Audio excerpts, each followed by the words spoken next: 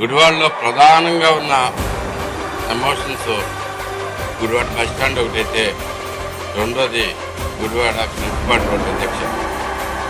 ఈ రోడ్డు ద్వారా ఆర్టీసీ బస్సులు అయితే కనుక అనేక ప్రమాదాలకు గురవుతున్నాయి.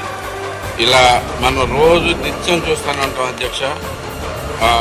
కాలంలో పడిపోయిన ఆర్టీసీ బస్సు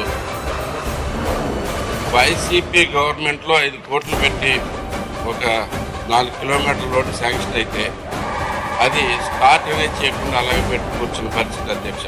మన గవర్నమెంట్ వచ్చిన తర్వాత చంద్రబాబు గారి చొరవతోటి వీళ్ళందరితో మాట్లాడి, కాంట్రాక్టర్తో మాట్లాడి డబ్బులు వస్తాయని కన్ఫర్మేషన్ వచ్చిన తర్వాత ఇప్పుడే మొదలెట్టారు అధ్యక్ష.